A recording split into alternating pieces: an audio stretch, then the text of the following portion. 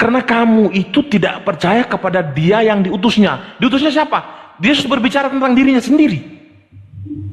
Ketika kamu tidak percaya kepada Yesus, maka kamu tidak akan pernah melihat Tuhan dan kamu tidak akan pernah mendengar suara Tuhan. Itu jawabannya. Jadi kalau berbicara tentang Tuhan tidak bisa dilihat itu, saya pastikan kepada Anda bahwasan Tuhan kami itu tidak bisa dilihat oleh manusia dan tidak bisa dijangkau oleh manusia, tetapi suaranya bisa didengar. Lalu bagaimana? Kok Yesus bisa dilihat? Iya, itu dalam konteks inkarnasi. Yohanes 38 itu nggak nyambung, memang. Bukan Enggak nyambung gimana? Nah, jangan kau potong-potong paparan saya. Jangan kau nangis di sini, sakit hati kau pasti. Biarin aja, dia lanjutkan dulu. Biar selesai dulu baru nanti ditanggapi. Kita Dikit lagi. Jangan lama-lama. Yang nggak nyambung. Jadi kalau Anda mempersoalkan tentang Tuhan yang tidak bisa dilihat dijelaskan oleh Musa dan Yesus itu, saya pastikan benar. Tuhannya orang Kristen itu secara hakikat itu tidak bisa dilihat dan tidak bisa dijangkau oleh kasat mata, tetapi suaranya bisa didengar. Itu saya pastikan di dalam kitab Keluaran. Tetapi dalam konteks teofani, ketika di zaman Musa dia berteofani menjadi awan ataupun api, itu bisa dilihat secara kasat mata dan suaranya bisa didengar. Ketika di zaman Bunda Maria Tuhan berinkarnasi menjadi manusia, dalam konteks inkarnasi, rupa dan bentuk yang digunakan Tuhan itu bisa dilihat dan suara Tuhan bisa didengar. Tetapi berbicara kepada hakikatnya adalah roh yang tidak bisa dijangkau oleh manusia. Paham? Yang tidak bisa dilihat secara kasat mata oleh manusia, tetapi dalam konteks inkarnasi ataupun teofani bisa dilihat. Itu daripada Tuhan kami. Udah. Beres. Jadi begini, lanjutkan sedikit lagi. Dengarkan dulu Pak Pro. Lagi-lagi Anda sudah mengakui bahwa ini sudah bertentangan dengan pernyataan yang ada di perjanjian lama dengan perjanjian baru. Ya, tadi saudara sudah mengakui. Dan kami memahami dan memaklumi. Setengah menit ya? aja. Agak setengah menit ya. Silakan. Iya, saya ini jadi heran dengan ngaku profesor, gelar belum ada. Terus ngais kitab Yahudi, tapi tidak ngerti substansinya kitab Yahudi. Di 1 Korintus ayat 1, 23 sampai 25 dikatakan apa? Tetapi kami memberitakan Kristus yang disalibkan untuk orang Yahudi suatu batu sandungan. Yesus itu batu sandungan buat orang Yahudi. Jadi lu jangan cocokologi ke Yahudi. Dan untuk orang yang bukan Yahudi suatu kebodohan. Entah siapa yang dimaksud bukan orang Yahudi. Menjadi satu kebodohan.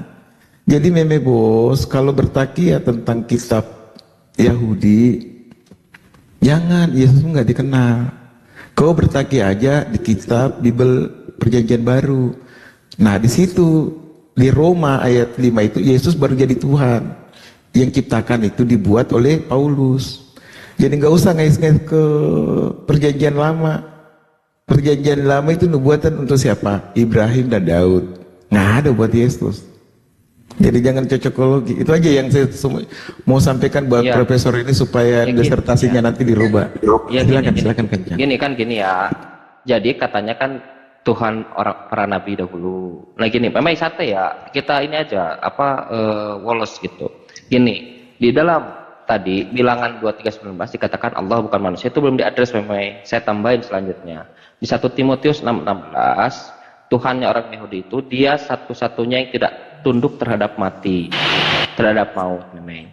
Nah sekarang Tuhan memang mati tidak gitu. Kalau manusia tadi berarti bukan. Suez memang punya alasan. Nah sekarang pertanyaannya, Tuhannya para nabi itu dialah yang satu-satunya yang tidak tunduk terhadap manusia. Pertanyaannya, Tuhan memang mati atau tidak? Satu. Yang kedua ya, saya tambahin 2 pertanyaan, Pak fokus ke situ ya. Tuhan memang mati atau tidak? Yang kedua adalah, coba di mana dalilnya kalau Tuhan itu menyamar jadi manusia? Tunjukkan kepada saya. Silakan Mame, ambil waktunya. Yang eksplisit ya kalau jawab ya. Oke, di mute. Raja asumsi akan menjawab, di mute. Jangan pakai asumsi. Assalamualaikum warahmatullahi wabarakatuh. Diskusi, pakai data. Oke, yang lain mute dong. Iya, pakai data, jangan pakai asumsi ya.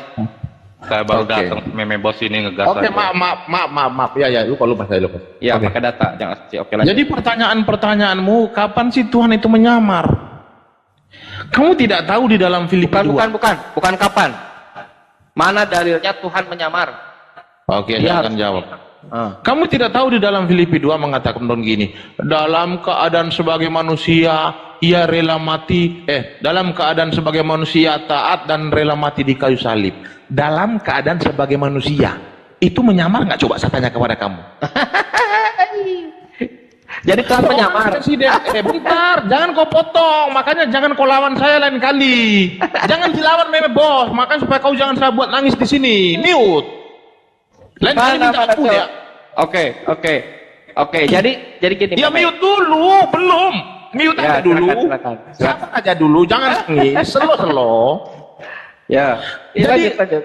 saya ingin mengatakan kepada kalian, lain kali kalau menantang seorang profesor seperti Meme Bos ini, jangan.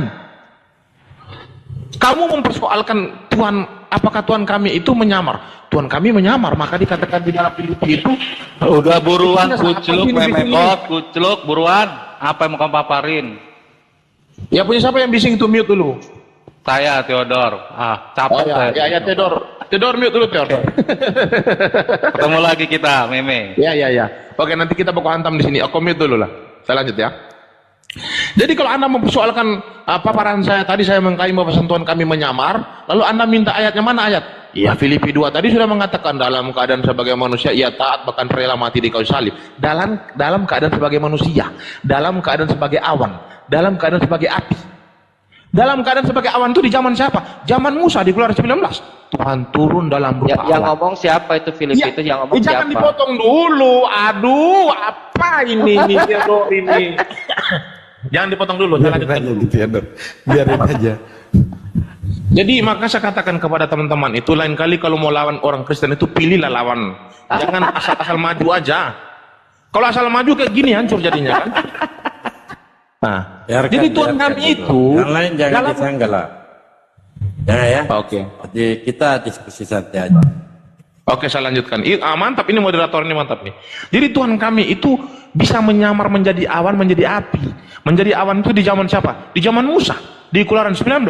Untuk apa Tuhan kami itu menyamar menjadi awan? Ada fungsinya. Apa fungsinya? Dia mengatakan kepada Musa begini, ketika bangsa Israel mengeluh kepada Musa untuk menunjukkan Tuhan kepada mereka di bawah kaki gunung Sinai, lalu Tuhan mendengar keluhan bangsa Israel. Apa kata Tuhan kepada Musa? Wahai Musa, sampaikanlah kepada bangsa itu dalam 3 hari kemudian aku akan turun dalam berupa awan ataupun api.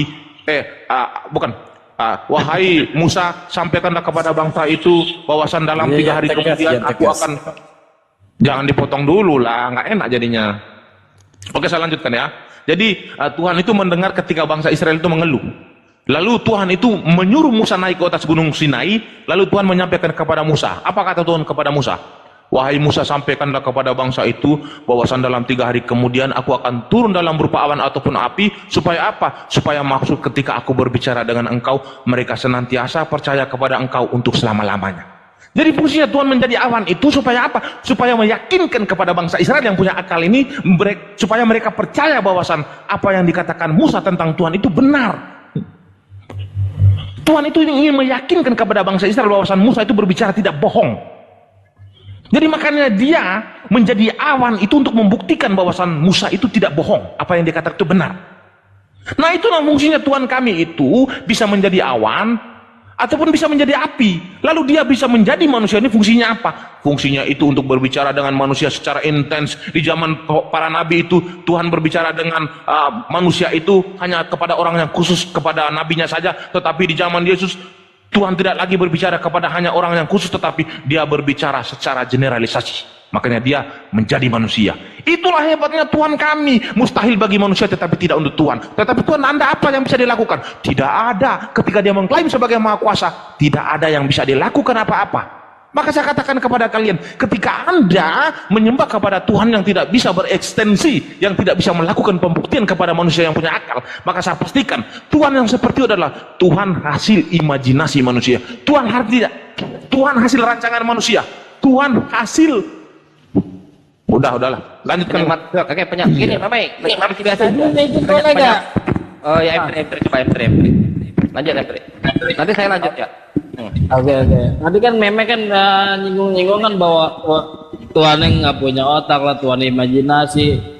Ya Tuhan Anda itu dibilang punya otak, buktikan bahwa Tuhan Anda itu punya otak gitu. Sedangkan roh yang Anda anggap Tuhan juga itu harusnya punya otak. Di mana otak itu berbentuk roh itu seperti apa?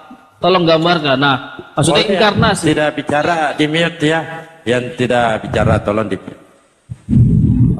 Oke, tentang inkarnasi ya, tentang inkarnasi. Itu ajaran dari pagan.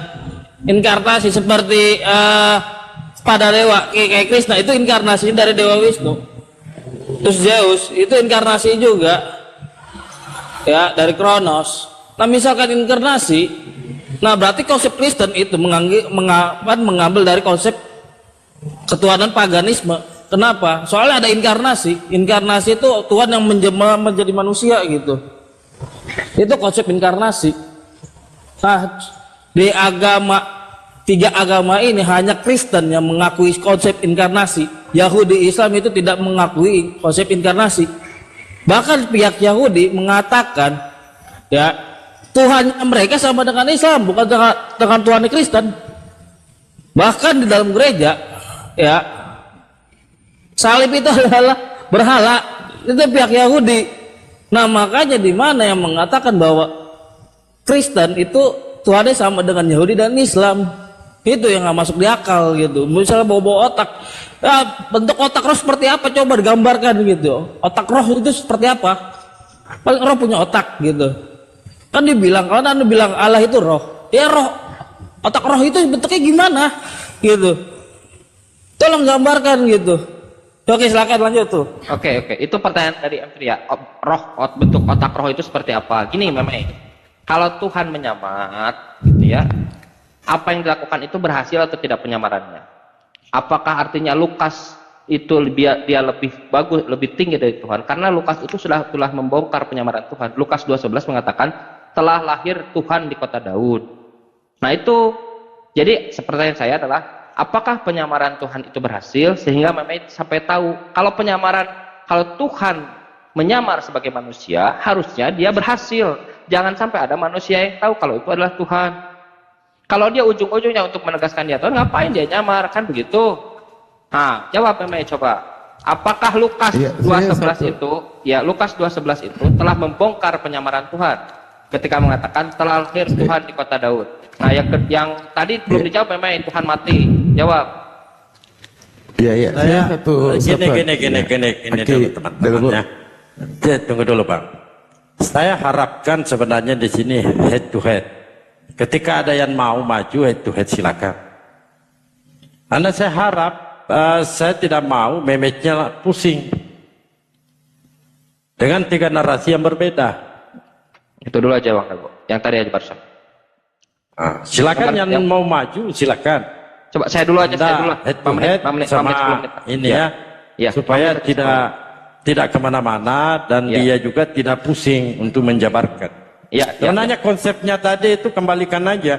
Konsepnya, temanya dengan Pak Polopo itu bahwa konsep ketuhanan. Tuhan yang mana yang disembah para nabi terdahulu? Apakah sama sesembahan nabi terdahulu dengan umat Islam atau Kristen? Itu temanya. Ya. Jadi jangan kemana-mana. Ya. Nah, yang mau maju tunggu dulu Bang. Ya. Coba saya dulu aja. Yang mau maju tunggu dulu.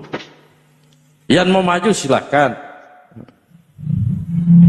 Siapa yang mau melawan Mehmet? Saya aja 10 menit lah saya nanti turun. Udah kelar kok yang kayak gini. Tidak, bukan 10 menitnya saya turun, bukan. Saya tanya yang mau maju siapa? Ya udah saya maju. Ya oke. Konsep ketuhanan siapa yang disembah? Tuhan yang mana yang disembah? Para nabi apakah sama sesembahan para nabi dengan umat Islam atau umat Kristen? Itu temanya. Nah, silakan 2 menit ya Pak Mehmet. Oke, siapa duluan? Mungkin Mehmet berarti Mami berani nggak kalau tanpa timer? Diskusi Tapi biasa jangan aja. bertengkar, jangan bertengkar tapi. Oke, nggak usah bertengkar ya. Siap ya? Tanpa Silakan. timer ya? Oke, siap. Tanpa timer jangan bertengkar. Silakan. Ini memang. Oke. Tuhannya para nabi, 1 Timotius 6:16 itu mengatakan dialah satu-satunya Tuhan yang tidak takluk terhadap mati. Nah, sekarang Tuhan memang kan mati. Ya. Nah, di dalam 1 Korintus itu mengatakan memberitakan kematian Tuhan. Nah, pertanyaan saya, bagaimana Memei mengkompromikan Tuhannya Memei dengan Tuhannya para nabi? Izin dulu Bang Kancan. Iya. Jangan dulu sisi bertanya. Silakan jabarkan konsep ketuhanan Islam. Nanti sesi kedua itu ada perbandingan. Oh ya udah, sobat Begitupun sedikit lah. Meme. Yaudah, yaudah. Meme jabarkan juga konsep ketuhanan dalam Kristen. Apakah sama sesembahan yang disembah para nabi terdahulu? Gitu loh. Iya, iya. Oke, siapa duluan? Silakan Bang Kancan. Ya udah, gini, Tuhannya para nabi kita bisa lihat dari karakteristiknya. Satu, saya ambil dua saja. Pertama, 1 Timotius 6:16. Karakternya adalah dialah satu-satunya, disebut satu-satunya di situ. Satu-satunya yang tidak takluk terhadap maut. Jadi dia tidak boleh mati. Semenit, 2 menit, sedetik, 2 detik, bahkan sampai 3 hari tidak boleh mati. Satu. Yang kedua adalah di dalam bilangan 19:23 itu atau 23:19 ya, antara itu. Nah, Tuhan mengatakan bahwa Allah itu bukanlah manusia, gitu ya. Nah, jadi kalau ada yang mengatakan bahwa manusia itu adalah Tuhan, bertentangan dengan ketuhanannya para nabi. Poin 1. Dan itu Tuhannya para nabi senada secara karakter dengan Tuhannya orang Islam. Allah itu la yumit, dia tidak mati, yuhyi, dan dia maha hidup. Itu dalam Tuhannya Islam. Di dalam Tuhan Islam juga dikatakan Allahu ahad laisa kamitslihi syai'. Allah itu tidak serupa dengan sesuatu apapun. Nah, Khalik bukanlah makhluk. Setara dengan bilangan 23:19. Dua karakter itu. Pertama, Allah bukanlah manusia. Yang kedua adalah 1 Timotius 6:16, dia satu-satunya yang tidak tunduk terhadap mati. Jika alasannya adalah Allah itu atau Tuhan itu sedang melakukan penyamaran, kenapa Lukas mengatakan bahwa Lukas itu membongkar penyamaran di Lukas 2:11 ya kalau nggak salah ya. Lukas 2:11 mengatakan bahwa telah lahir Tuhan di kota Daud. Bahkan Paulus mengatakan memberitakan kematian Tuhan. Nah, artinya penyamaran Tuhan ini sudah terbongkar oleh Lukas atau oleh Paulus. Berarti Tuhan tidak berhasil. Tuhan macam apa yang dia punya kehendak untuk menyamar tapi malah dibongkar oleh ciptaannya sendiri. Nah, poin itu narasi pertama saja ya, Bang Dalbo. Silakan. Habis itu kita tanpa timer ya. Sudah jelas ya apa Bang Kancan dia jabarkan dan sampai dia perbandingkan ya. Silakan Bang Mehmet jabarkan konsep ketuhanan saudara. Oke, baik, terima kasih atas paparan daripada teman saya Kang Chan ini. Beliau ini adalah sahabat lama yang bagus bernarasi ya. Jadi begini, saya akan jelaskan konsep Tuhan di dalam kekristenan itu. Karena topik pembahasan kita pada sore hari ini berkaitan tentang apakah Tuhannya Kristen ataukah Islam yang sama dengan Tuhannya para nabi. Saya pastikan kepada Anda bahwasan saya tidak berjual obat apapun di sini.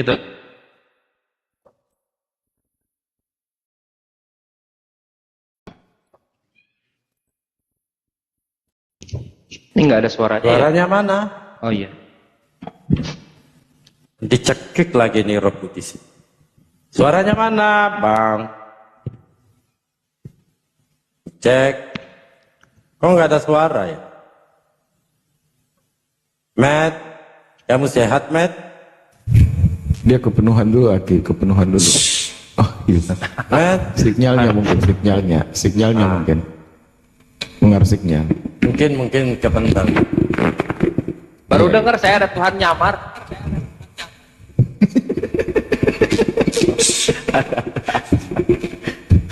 Nggak bagus, dibuat anu aja hiburan, jangan terlalu siram.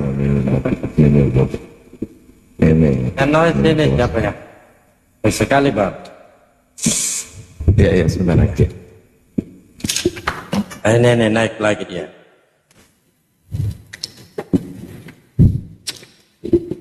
Wah. Nih, suaramu hilang tadi nih. Jadi bukan ditendang ya, suaramu hilang. Silakan.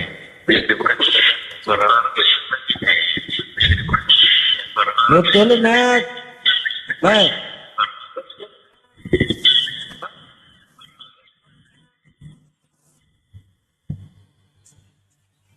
Sinsalabim.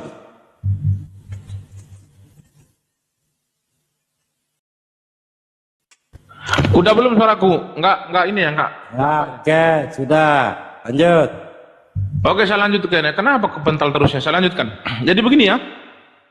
Topik pembahasan kita pada sore hari ini yaitu apakah Tuhannya orang Kristen dan Tuhannya orang Islam itu sama dengan Tuhannya para nabi. Saya sudah menjelaskan tadi bahwasan saya pastikan Tuhannya orang Kristen adalah Tuhannya para nabi.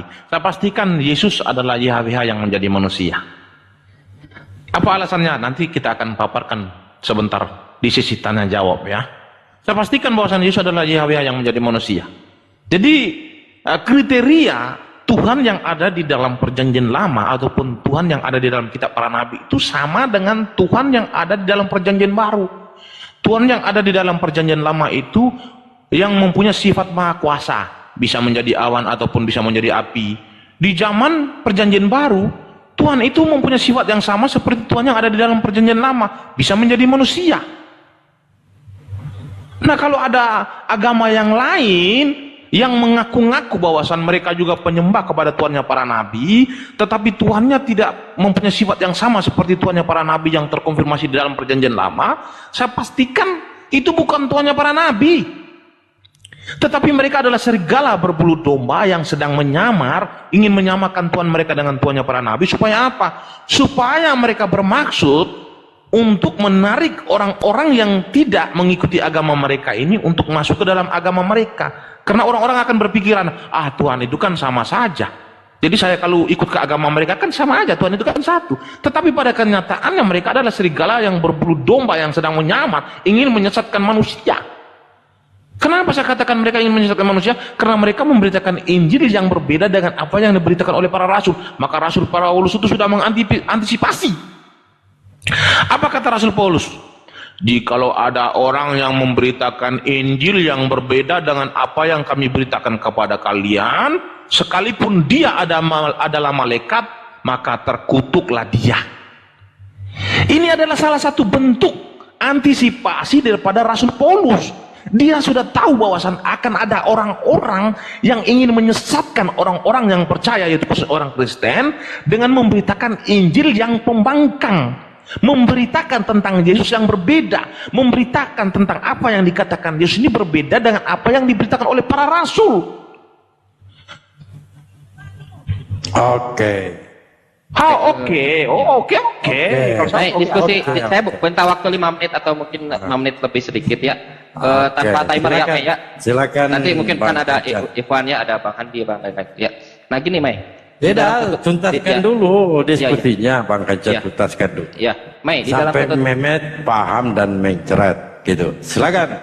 Oke. Bang Di dalam Kacat. 1 Timotius 6:16 itu, Mei, dikatakan Tuhannya para nabi itu dialah satu-satunya yang tidak takluk terhadap maut. Nggak boleh semenit mati, nggak boleh 2 menit, 2 hari, bahkan 3 hari nggak bisa itu. Kata 1 Timotius 6:16. Nah, pertanyaan saya, Tuhannya Mei mati nggak? Mei, di ini Udah segitu doang pertanyaannya. Iya, ini aja TikTok aja, cuman tadi yang seperti tadi santai gitu. Oke, saya akan jawab ya. 1 Timotius itu adalah tulisan daripada Rasul Paulus ya, setuju ya? Aduh. Ya, kamu setuju nggak? Terus apa? Oke. Rasul Paulus mengatakan bahwasan Tuhannya para nabi itu tidak akan mungkin takluk kepada maut. Lalu bagaimana dengan Yesus? Kenapa dia bisa takluk kepada maut? Kan sudah dijawab di 2 Filipi tadi. Dalam keadaan sebagai manusia, ia taat bahkan rela mati di kayu salib. Berarti yang mati itu ketika dia dalam keadaan sebagai manusia. Jawaban ini sudah dari tadi, kenapa kamu membongkar-bangkir lagi, bro?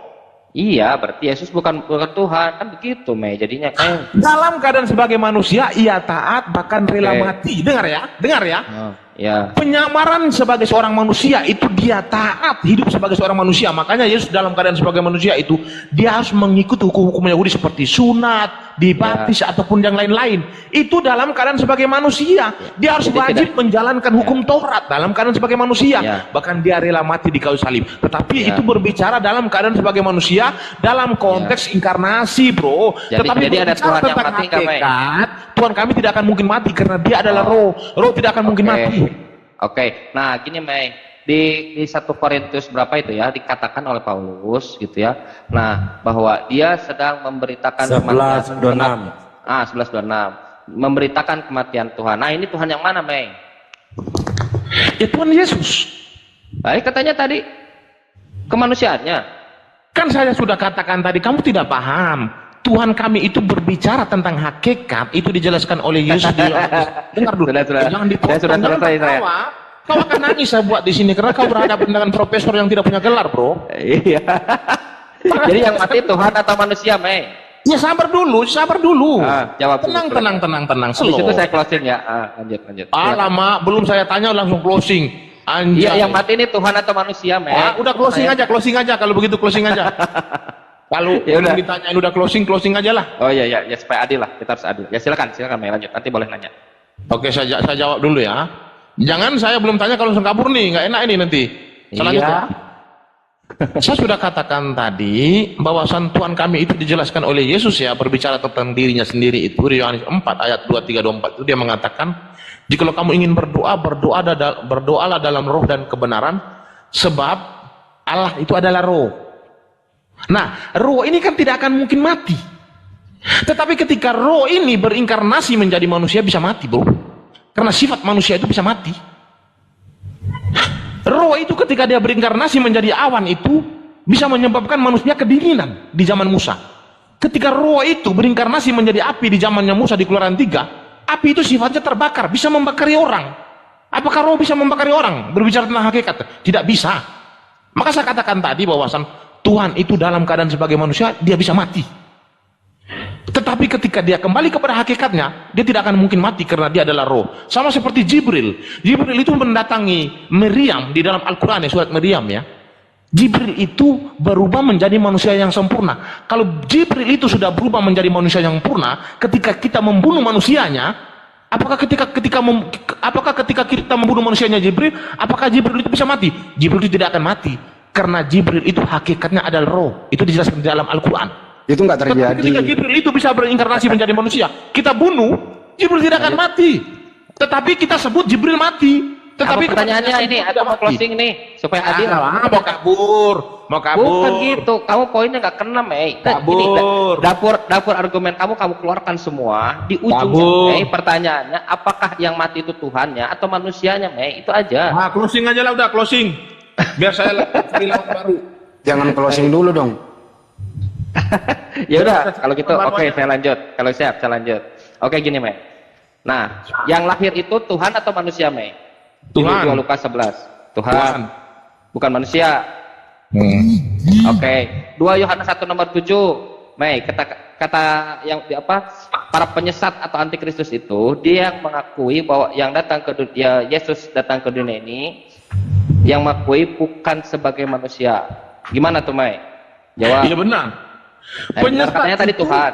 Penyesat itu, dengar ya, sifat penyesat itu mereka tidak mengakui bahwasan Yesus adalah Tuhan. Itu adalah sifat penyesat. Sifat penyesat ini siapa? Sifat penyesat ini adalah seperti yang sudah diantisipasi oleh Rasul Paulus bahwasan akan ada orang yang memberitakan Injil yang berbeda dengan apa yang kami beritakan kepada kalian. Siapa itu? Jibril. Jibril memberitakan Yesus Tuhan atau bukan? Berarti siapa penyesat di sini, saya tanya kepada kamu?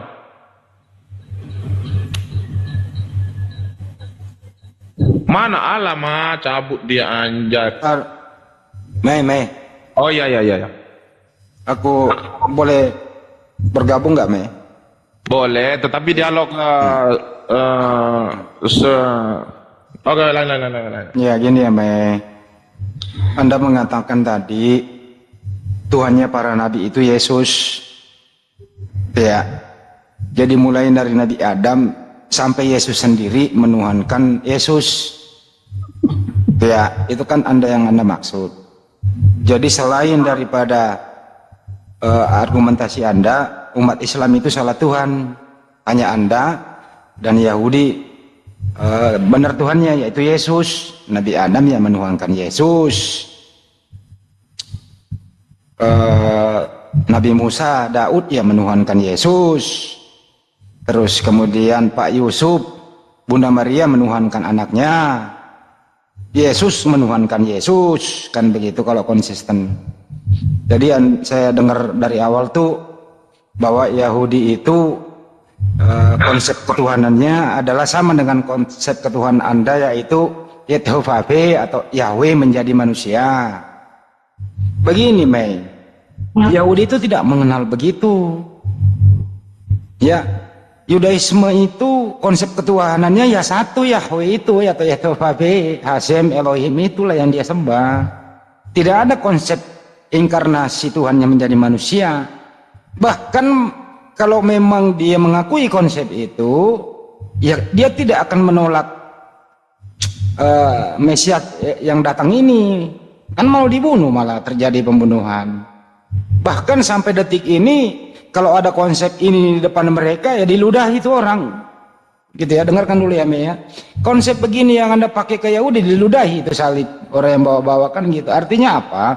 Anda ini mengemis-ngemis, mencoba merubah konsep Yudaisme, artinya memberikan Tuhan baru kepada mereka dengan jalan ya Kristen lah Tuhannya yang benar, yaitu Yesus.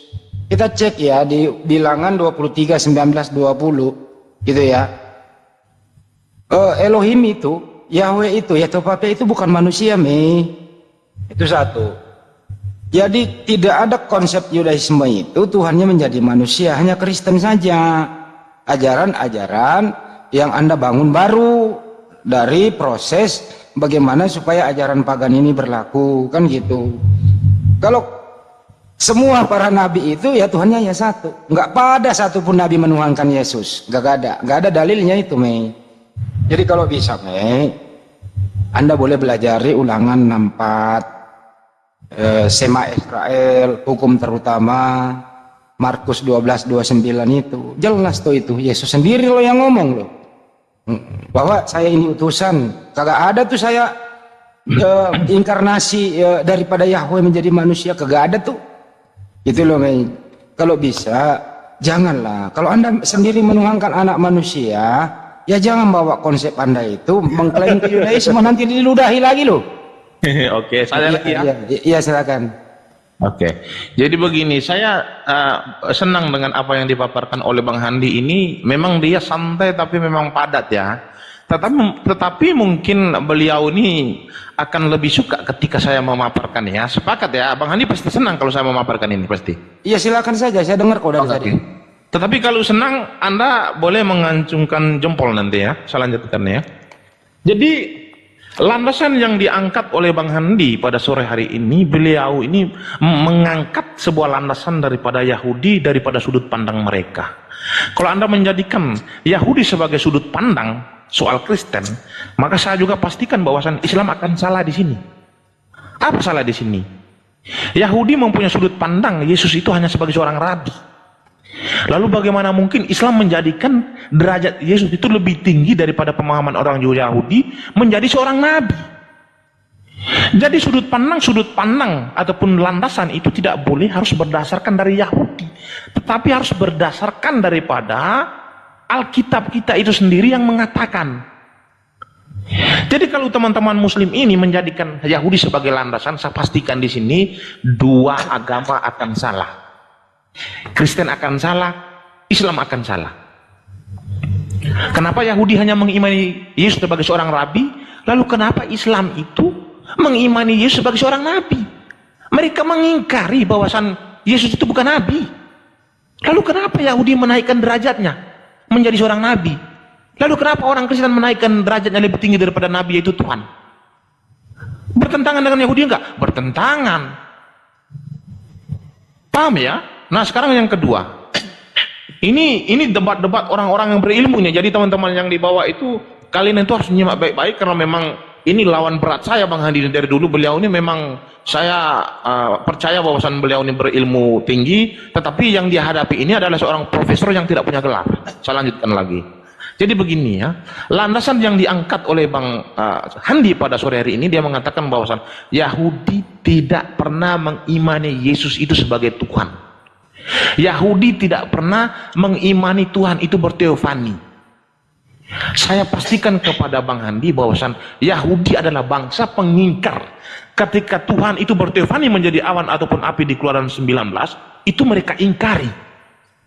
Tuhan berteofani menjadi api lalu berbicara kepada Musa di Keluaran 3, mereka ingkari. Apalagi Tuhan yang berteofani menjadi manusia di dalam perjanjian baru, sudah pasti mereka mengingkari. Apa alasan mereka tidak mau menerima Yesus sebagai Tuhan dan Juru Selamat? Karena mereka mengingkari firman yang menjadi manusia. Karena mereka mengingkari kemahakuasaan Tuhan seperti yang dilakukan oleh umat muslim. Umat muslim itu menyangkal tentang kemahakuasaan Tuhan. Apakah umat muslim menyangkal tentang kemahakuasaan Tuhan atau tidak? Pasti. Apa alasannya? Alasannya itu umat muslim mengatakan bahwasan Tuhan itu tidak akan bisa menjadi manusia. Itulah alasan penyangkalan yang dilakukan oleh umat muslim, bahwasan secara tidak langsung teman-teman muslim ini menjustis Tuhannya itu tidak maha kuasa. Tetapi tidak untuk orang Kristen, Tuhan kami adalah Tuhan yang maha kuasa. Kami mengakui bahwasan Tuhan itu maha kuasa, maka dia bisa berteofani menjadi awan ataupun api. Maka di zaman Bunda Maria, Tuhan itu menjadikan manusia, Tuhan itu menjadikan wanita satu-satunya di muka bumi ini untuk menjadikan partner untuk melakukan karya keselamatan kepada seluruh umat manusia. Maka dia berinkarnasi di dalam perut Maria menjadi manusia. Itu hebatnya Tuhan kami. Cukup ya, panjang nih. Oke. Maaf Bang Andi, agak sedikit menyadarkan Bang Andi ini. Silakan. Enggak apa-apa begitu. Menyadarkan orang itu perlu ilmu yang dia sadarkan. Tapi kalau cuman ilmu singkong isinya tape busuk, ya kagak masuk juga, Mei. Lu kan murid gua. Ini dengerin dulu ya, gurumu lagi ngomong nih. Islam itu mandiri, tidak tergantung kepada siapapun. Islam itu jelas ada Al-Quran, ada hadis, nggak tergantung kepada Yahudi. Yahudi itu tegar tengkuk, gitu ya. Jadi dengerin ya, saya luruskan nih. Islam tidak niru-niru kepada siapapun. Islam mandiri, tidak tergantung kepada Yahudi. Yahudi siapa? Orang kafir kok. Apa ini kita mau tergantung sama kafir? Sama dengan Anda semua ini kan gitu. Islam jelas mandiri, berdiri sendiri, tidak niru-niru dengan gaya-gaya siapapun. Ya, ibadah orang Islam tidak niru-niru siapapun. Ya, kitab suci umat Islam tidak niru-niru siapapun. Oke, jelas di sana. Yang niru-niru ini adalah Kristen. Niru-niru gara Yahudi tapi kekristenan. Satu. Kedua, Yahudi sendiri menolak yang Anda tuhankan itu, kemudian yang dia tolak Anda sandarkan Tuhan mereka. Padahal kenyataannya mereka lah otak pelaku ingin membunuh Tuhan Anda. Terjadi pembunuhan itu. Jelas toh di sini. Yang paling parah adalah teman kita Kristen nih, kitabnya orang lain dipergunakan salah, diklaim bahwa perjanjian lama itu perjanjian utama Yahudi dijadiin perjanjian lama. Ini kan apa ya, orang Yahudi punya gitu kitab orang, diseptuagintakan, diterjemahkan, dicampur Hebrew sama Yunani, kagak nyambung gitu. Artinya apa di sini? Siapa sih sebenarnya yang plagiat di sini? Ya nempel ini Kristen. Bagaimana supaya laku? Ya nempel-nempel kemana-mana kayak benalu. Ada pohon mangga seger, ya di situ dia nempel supaya dia seakan-akan pohon mangga. Padahal apa? Dia ingin mematikan mangga itu, tapi nggak bisa. Agama yang jadi benalu tidak akan pernah laku karena nempel sana nempel sini nggak punya akar. Akarnya dari Yunani, tapi ingin nempel ke akar Yudaisme, kagak masuk itu barang. Cek fakta ya. Kita cek fakta aja nih, Mei. Yesua Amasia itu Tuhan menjadi manusia tidak maha kuasa, Mei. Ya, Tuhan itu maha kuasa. Yesus apa yang dia kuasai? Kagak ada. Cek aja. Mulai dari kecil bayi sampai dewasa kagak bisa berkuasa. Orang tentara Romawi kok yang nguasain dia gitu. Jadi Mei, saya sarankan berhentilah menuangkan anak orang. Konsep yang Anda bangun itu terus Anda ngemis-ngemis kepada Yahudi kagak nyambung, dilemparin batu, diludahi, dibunuh lo malah itu. Serius, coba aja lo sekarang ke sana, teriak-teriak lagi, diusir. Malu lo ya, saya lo malu loh. Saya malu kalau mengajarkan agama saya kepada suatu bangsa, bangsa itu menolak, agresif, memalukan, malu lo ya. Jadi mulai sekarang teman-teman Kristen, ya jadilah Kristen yang Yunani. Enggak usah lagi ngemis-ngemis ke Yahudian, apalagi Anda mengklaim bahwa Tuhannya Yahudi itu Yahweh atau Yehovah itu berinkarnasi menjadi manusia. Yudaisme nggak mengenal konsep itu. Alangkah Anda ini sombong sekali nih teman-teman kita Kristen nih. Kalau Nabi sebelumnya itu Anda berikan Tuhan baru kepada mereka. Nabi Adam kagak menuhankan Yesus. Tidak ada satupun data bahwa para nabi itu menuhankan Yesus. Para nabi itu tauhid menyembah satu-satunya Tuhan yang benar, para nabi itu. Gitu ya.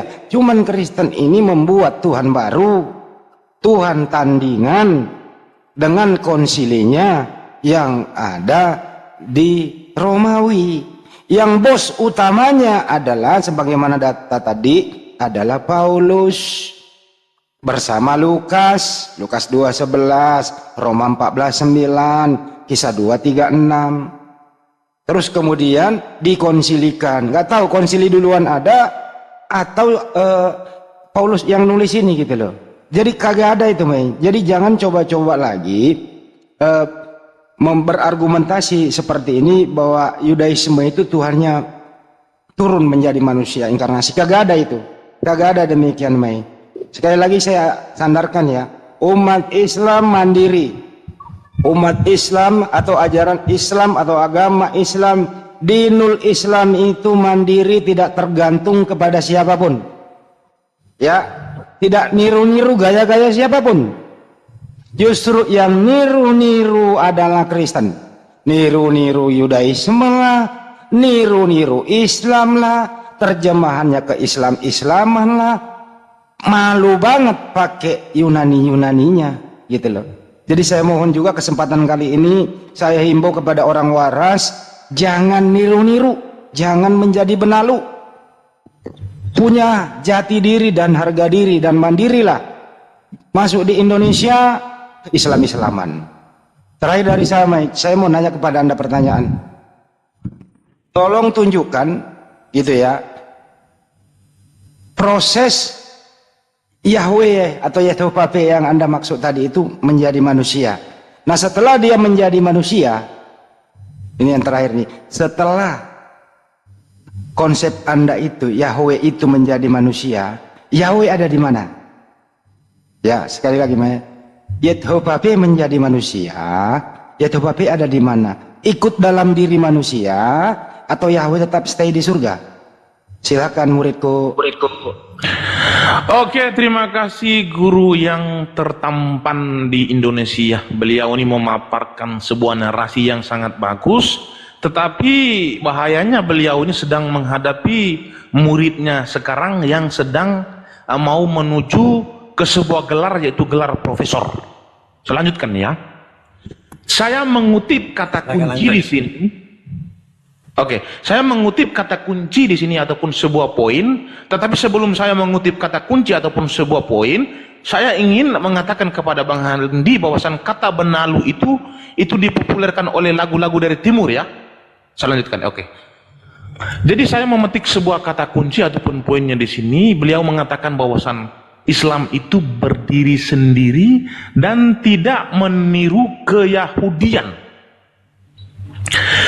Kalau Anda mengatakan bahwasan Islam itu berdiri sendiri, maka saya pastikan Anda tidak menyembah kepada Tuhannya para nabi yang ada di dalam Alkitab, tetapi Anda menyembah kepada Tuhannya para nabi yang ada di dalam Al-Quran. Saya pastikan itu. Orang Kristen itu orang Kristen itu bukannya apa tadi ya? Orang Kristen itu bukannya menyontek kitabnya para nabi, tetapi kami itu mengimani kitab para nabi. Kami tidak akan bisa berdiri sendiri jikalau memang kitab para nabi itu tidak ada. Maka umat Kristen itu pantang untuk mengingkari kitab para nabi. Karena Tuhan itu berbicara itu melalui para nabi yang terkonfirmasi di dalam perjanjian lama. Kalau kami abaikan, kalau kami ingkari kitab para nabi, sama saja kami mendustai firman Tuhan. Jadi kalau Islam mengatakan dia berdiri sendiri, saya menemukan poin di sini, Islam mengingkari firman Tuhan yang ada di dalam Alkitab. khususnya perjanjian lama. Benar itu, saya setuju. Berarti di sini yang dikatakan umat pendusta, umat pengingkar siapa? Kami atau kalian? Ya sudah pasti saya katakan kalian. Karena kalian adalah berdikari sendiri, berdiri sendiri. Tidak menjadikan kita para nabi sebagai pedoman kebenaran, tidak menjadikan kita para nabi sebagai dasar iman, tetapi Anda itu sama seperti pohon. Bukan sama seperti pohon. Kalau kami itu sama seperti pohon. Kami itu harus dari akarnya dulu, lalu batang, lalu tangkai, lalu ranting, lalu berdaun dan berbuah. Nah, Anda ini berbeda. Anda berdiri sendiri ini, saya tidak tahu pohon itu seperti apa berdiri sendiri. Saya yakin pohon tidak akan mungkin berdiri sendiri. Jadi kalau beragama yang benar itu harus dari akarnya dulu. Akarnya dulu sampai ke batang, batang sampai ke tangkai, ranting, berdaun dan berbuah. Kalau Anda ucuk-ucuk langsung berbuah, itu pohonnya tidak ada, itu dasarnya dari mana? Karena Anda tidak punya dasar, Anda mengingkari kita para nabi, maka saya pastikan Anda tidak menyembah kepada Tuhannya para nabi. Jadi kalau orang Kristen mengklaim bahwasan kami menyembah kepada Tuhannya para nabi, kami punya dasar karena kami mengimani kita para nabi. Kami menjadikan kita para nabi sebagai akar iman kami, sebagai akar buah kami. Berbeda. Kami dengan kalian itu berbeda. Kalian adalah umat pengingkar kita para nabi, kalian adalah pengingkar firman Tuhan, tetapi kami tidak. Berbeda dong, jangan samakan. Saya lanjutkan lagi tentang paparan saya. Seorang profesor akan mengajarkan kebaikan kepada kalian supaya apa? Supaya kalian sadar. Saya sudah mengatakan dari kemarin bahwasan Tuhan yang benar itu adalah Tuhan yang membuktikan kemahakuasaannya. Kenapa dia harus membuktikan kemahakuasaan kepada manusia? Manusia ini punya akal. Bagaimana mungkin Tuhan yang mengklaim dirinya di dalam kitab para nabi bahwasan dia adalah goib yang tidak bisa dilihat oleh manusia ini, lalu manusia yang punya akal ini mau percaya begitu saja? Justru karena Tuhan menciptakan manusia punya akal, maka dia mengklaimnya sebagai maha kuasa, maka dia harus membuktikan kepada manusia secara kasat mata apa yang dilakukan oleh Tuhannya para nabi. Pertanyaan Bang Handi tolong dijawab. Tapi saya akan jawab, sabar. Oke, saya lanjut ya. Udah panjang. Jadi, masalahnya kapan jawabnya? Ustaz Alif ya. Anjay, naik semua debater, semua datang semua, seluruh debater ini datang naik anjay. Saya lanjutkan. Jadi Tuhan yang kami sembah itu mempunyai kriteria yang sama, mempunyai sifat yang sama, menunjukkan kemahakuasaan kepada manusia secara kasat mata. Di zaman para nabi, dia bisa menjadi awan ataupun api. Di zaman Tuhan Yesus, di zaman Bunda Maria, dia menjadikan manusia, dia menjadikan wanita satu-satunya di muka bumi ini menjadi partner dalam melakukan karya keselamatan. Maka dari Bunda Maria inilah dia berinkarnasi menjadi manusia. Lalu Anda akan bertanya, ketika Tuhan berinkarnasi menjadi manusia, Tuhan itu berada di bumi ataukah di surga? Kalau tentang soal ini, konteksnya berbicara tentang Tritunggal. Artinya kita harus membahas tentang Tritunggal sekarang. Nah sekarang, saya akan menjelaskan konsep Tritunggal yang ditanyakan oleh Bang Handi. Mohon izin ya, monggo ya. Izin ya. Karena yang Tritunggal sederhana kok. Oke, saya akan jawab Tritunggal ya, oke ya. Tinggal jawab. Gini pertanyaannya ya. Oke. Waktu Tuhanmu menjadi manusia, Tuhan ada di mana? Apakah ikut dalam diri manusia atau tidak? Itu aja. Bang Handi tadi bertanya begini, ketika Tuhan menjadi manusia, apakah Tuhan itu masih berada di atas ataukah dia turun ke bumi? Itu yang ditanyakan Bang Handi tadi. Itu intinya. Tinggal Oke. jawab. A, Artinya turun ke bumi. artinya- B, ada di surga. Udah itu aja. Baru Oke, saya baik, lagi nih. sayangku. Baru saya lagi yang ngomong nih. Oke, baik sayangku, saya akan menarasikan ya. Jadi terima kasih atas pertanyaan Bang Handi ini sangat luar biasa. Karena saya adalah seorang Kristen Tritunggal, maka saya akan menjabarkan dari pemahaman Tritunggal. Baik, saya akan lanjutkan paparan saya. Pertanyaan Bang Handi sangat bagus sekali. Beliau mengatakan bahwa ketika Tuhan masuk Lu bahas Tritunggal panjang lagi. Giliran gue dulu deh, nggak usah jawab deh. Giliran gue lagi udah ya. Bang Handi dulu lah. Aku mau jawab, Iya. Bang Handi motong-motong terus. Oke, udah nggak tahan. Gue lagi deh. Lu nggak usah jawab pertanyaan gue, sulit. Kalau gitu. Sulit itu. Jadi gini ya bro ya. Gak usah dijawab, gak usah. Saya nggak minta Anda menjawab. Biarlah netizen yang menjawab. Ya gini. Kristen itu mohon maaf ya. Itu benalu. Kristen itu tidak ada akarnya. Ya, dia selalu nempel ke Yahudi. Yahudi adalah akarnya. Nyata loh ya. Tuannya Yahudi lu jadiin manusia. Tuhannya Yudaisme lu jadiin manusia, nempel jadi benalu, tapi kagak laku, kagak bisa mematikan tauhidnya Yudaisme itu satu. Di Indonesia ada nempel juga ke Islam jadi benalu, tapi kagak bisa lu matiin akarnya Islam itu. Justru yang jadi benalu ini kemana-mana mengatakan dirinya menang, sombong, angku, tapi nggak punya apa-apa. Itu intinya. Maunya saya itu teman Kristen ini akarnya Yunani aja udah. Kan ada Yunani bahasanya kan jelas. Di sana kan konsepnya Yunani itu Yesus dilantik ya secara aklamasi melalui voting bahwa Yesus itu setara dengan Sang Pencipta. Diakomodir atau sinkron dengan ajaran-ajaran Paulus. Jelas tuh. Jadi saya imbau kepada Kristen, jadilah akar Yunani, nggak usah jadi benalu kepada agama lain, nggak bagus itu. Anda tadi mengatakan bahwa para nabi itu berbeda dengan sembahan yang ada di Islam. Ada 25 nabi yang tercatat di dalam Al-Quran, mulai dari Nabi Adam, Idris, Nuh, Hud, Saleh, Ibrahim, Ismail, Ishak, Lut, Yakub, Yusuf, Suhaib, Ayub, Zulkifli, Musa, Harun, Daud, Sulaiman, Ilyas, Yunus, Zakaria, Yahya, Nabi Isa alaihissalam, Nabi Muhammad sallallahu alaihi wasallam. Ini kita hafal mulai dari kelas 1 SD. Ini sembahannya semua adalah Allah Subhanahu wa taala. Contohnya saja Yudaisme, kebetulan kalau ada sama di Torah nabi-nabi ini begitu, ya memang para nabi itu tauhid. Karena Yudaisme itu dalam segi tauhid itu mereka konsisten. Ya bahkan mereka kalau ingin tefilah memilih masjid, najis masuk gereja. Itu loh. Ini fakta loh. Jadi dalam Yudaisme sama Islam itu kagak pernah debat mengenai konsep ketuhanan. Yang berbeda adalah syariat saja.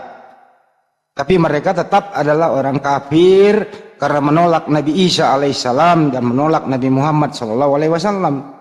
Umat Islam itu tidak ada yang ditolak-tolak. Nabi Isa alaihissalam, Yesua Masya itu kami muliakan, kami imani sebagai nabi yang pernah ada di muka bumi, diutus membawakan Injil secara oral.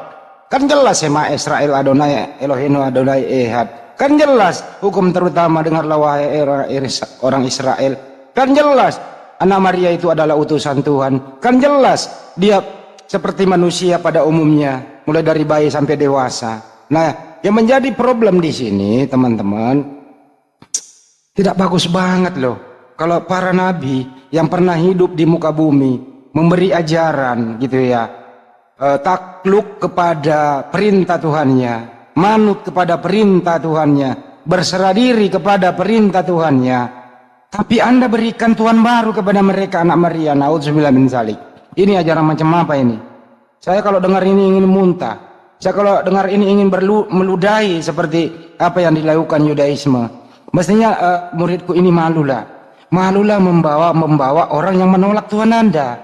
Malulah selalu berkamuflase, berpelagiat orang-orang yang Yudaisme ini menolak Tuhan Anda. Bahkan meludahi, jijik, bahkan waktu itu dialah otak pelaku pembunuhan Tuhan Anda. Ingin mencelakakan anak Bunda Maria ini gitu loh. Padahal tidak punya salah. Ya berkomplot sama penjajah. Bagaimana orang ini dimusnahkan di muka bumi. Anehnya lagi gitu ya. Anehnya lagi Anda iakan penistaan Yudaisme. Anda iakan sebagai iman menebus dosa Anda. Nauzubillah min dzalik. Jadi dibalik kekejaman Yudaisme ingin membunuh para nabi itu, Anda imani gitu loh. Ini kan keterlaluan ini agama ini, serius. Ini baru kali ini saya keluarkan ilmu kepada Profesor Gadungan ini yang hanya tahu dan tempe yang agak sedikit berbau gitu loh. Jadi Mei, saya sarankan ya mulai sekarang saya nggak melarang Anda menjadi Kristen, tapi pusat Kristen itu ada di Vatikan. Pusat Kristen itu ada di sana, bukan dari kampung halaman Yesus. Ada di Antioquia, bergeser ke barat, nggak bergeser kembali ke kampung halaman. Kalau memang ini ajaran ini laku, buktinya di kampung halaman Yesus, tempat lahirnya Yesus Masya itu nggak laku. Kristen itu kagak laku. Lakunya di mana? ya berkembang biak di Vatikan. Vatikan terbagi-bagi, masuk ke Indonesia, kagak laku juga. Karena nempel orang-orang Kristen ingin menjual Kristennya ke Islam, mana dia? LAI supaya bisa diterima oleh masyarakat mayoritas Islam di Indonesia. Ya terjemahannya di Islam kan lah. Ini kan menalu, nggak punya harga diri dan jati diri, kagak malu gitu, Mei. Saya maunya Kristen di Republik ini gitu, jadilah Kristen yang mandiri gitu loh. Minimal pakai King James, mandiri itu, pakai aja gitu loh. Nah ini di Indonesia ke Indonesiaan, ke Jepang ke Jepang-Jepangan. Gimana ya? Nama Tuhannya berubah-ubah. Yesus Kristo di Italia, di Indonesia Yesus Kristus. Di Jepang nggak tahu lah namanya. Di Cina bagaimana namanya? Orangnya juga berubah-ubah gambarannya. Matanya sipit, warna kulitnya putih. Di Eropa matanya blok, rambutnya gondrong. Di Ethiopia, di Burundi, warnanya hitam. Ini namanya gimana ini? Mau apa ini agama ini nggak konsisten gitu loh? Gitu loh, Mei. Mei, gini aja deh, Mei. Saya bisa buktikan loh tadi, ada 25 nabi, ya, ada di Al-Quran, dijelaskan semua jelas gitu loh, Mei ya. Jelas sekali di Al-Quran itu bahwa semua para nabi menyembah Allah Subhanahu wa Ta'ala. Ya, Mei ya. Coba Anda tunjukkan. Kami ada di surah At-Zumar 39 sampai 11 dan seterusnya itu ya. Banyak sekali itu bagaimana surat Taha 14 sama para nabi menyembah Allah Subhanahu wa Ta'ala. Jelas itu. Jadi Islam itu mandiri, tidak tergantung kepada siapapun. Saya ingin satu pertanyaan lagi, lu mau jawab bodo amat. Tunjukkan kalau mulai dari Nabi Adam sampai Yesus menuhankan Yesus. Kan Tuhan Anda Yesus nih. Ya. Coba tunjukkan satu data aja di Bible. Tapi jangan coba ke perjanjian lama, nggak ada. Yeremia 31 sampai 36, ya, Torah itu adalah perjanjian baru untuk Bani Yakob, Bani Israel. Anda jadiin perjanjian lama. Nah sekarang tunjukkan, dimanapun Anda pakai data, Nabi Adam sampai Yesus menuhankan Yesus. Saya tunggu ya muridku ya. Lanjut. Kalau nggak bisa jawab, nggak usah dijawab, sulit. Oke, terima kasih guruku yang paling tampan dan memang paparnya sangat bagus. Tetapi sekarang muridmu sedang naik Ya daun. didengar Pak Nuawan ya. Anda standby dulu. Selamat sore buat Anda. Ya. Dulu, Mehmet. Nah, silakan. Itu di mute dulu Bang, nanti diganggu lagi itu nanti. Itu kawanmu. Bang Wawan mute dulu Bang Wawan. Bawaan jangan diganggu. Marahi. Profesor Singkong mau bicara. Oke, saya lanjutkan ya. Jadi sebelum saya menjawab, saya mau di mute dulu Pak, nanti Bapak bantu saya, tapi tunggu dulu nanti saya kasih waktu. Jadi begini, saya sebelum menjawab, saya memetik kata kunci dan poin di sini. Bang Handi mengatakan begini, dari sudut pandang Al-Quran, bahwasan orang Yahudi ataupun orang Israel itu adalah kafir. Kafir itu alasannya apa?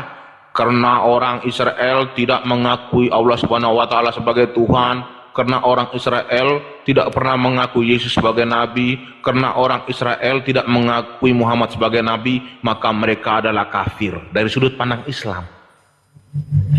Nah, kalau Anda menjadikan dalil Anda ini sebagai untuk menjelekkan orang Yahudi bahwasan mereka adalah kafir, maka saya juga bisa menjadikan kitab saya untuk menjelekkan orang Yahudi adalah kafir. Yahudi itu tidak mau menerima Yesus sebagai Tuhan dan Juru Selamat, maka mereka adalah kafir. Kenapa saya katakan mereka adalah kafir?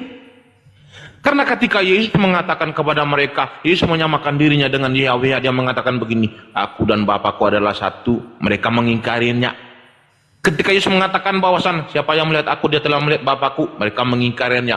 Ketika Yesus mengatakan bahwasan perkataanku bukan berasal dari diriku sendiri, tetapi Bapa yang diam dalam aku, dia yang melakukan pekerjaannya, mereka mengingkarinya. Berarti Yahudi ini kafir dari sudut pandang Kristen. Kalau kita berangkat daripada sudut pandang Islam, jadi sudut pandang Islam itu jangan dijadikan sebagai pembenaran di dalam iman orang Kristen, itu salah. Saya ingin mengatakan kepada kalian bahwa kalian salah. Kalau Yahudi dijadikan sebagai pedoman, saya harus ulangi sekali lagi, kalau Yahudi dijadikan sebagai pedoman iman, maka saya katakan Kristen dan Islam salah. Kenapa Kristen dan Islam salah? Kristen menjadikan Yesus sebagai Tuhan, Islam menjadikan Yesus sebagai Nabi, sedangkan Yahudi tidak mau mengimani Yesus sebagai seorang Nabi dan Tuhan. Salah kita. Tetapi kita harus menjadikan kitab kita itu sebagai pedoman iman kita. Tidak boleh iman kita itu harus minta pengakuan daripada agama orang lain. Itu salah. Itu paham ya? Tidak boleh iman kita itu harus minta pengakuan daripada imannya orang lain. Itu tidak boleh. Tidak boleh ya. Nah sekarang saya lanjutkan tentang ketuhanannya lagi.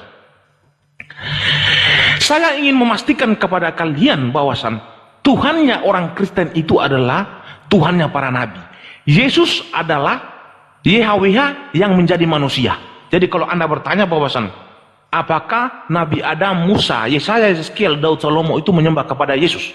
Saya pastikan mereka menyembah kepada Yesus. Hanya saja ketika Tuhan di zaman inkarnasi ataupun teofani menjadi awan ataupun api, dia tidak pernah mengakui namanya sebagai Yesus, tetapi dia hanya disebut Yesus ketika dia dalam konteks inkarnasi menjadi manusia. Dan di zaman para nabi itu nama Yesus itu belum muncul. Yang ada itu hanya nama Yahweh.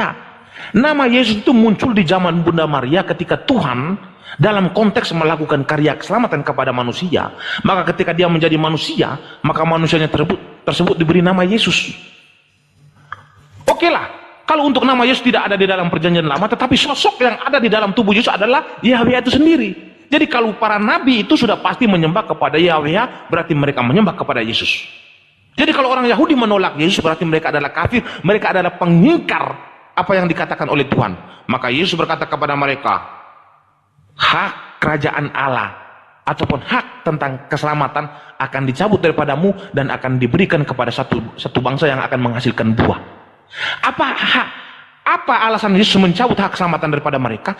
Karena mereka mengingkari apa yang dikatakan oleh Yesus. Ketika Yesus mengatakan aku turun dari surga, mereka mengatakan no. Ketika Yesus mengatakan bahwa aku dan Bapakku adalah satu, mereka mengatakan no.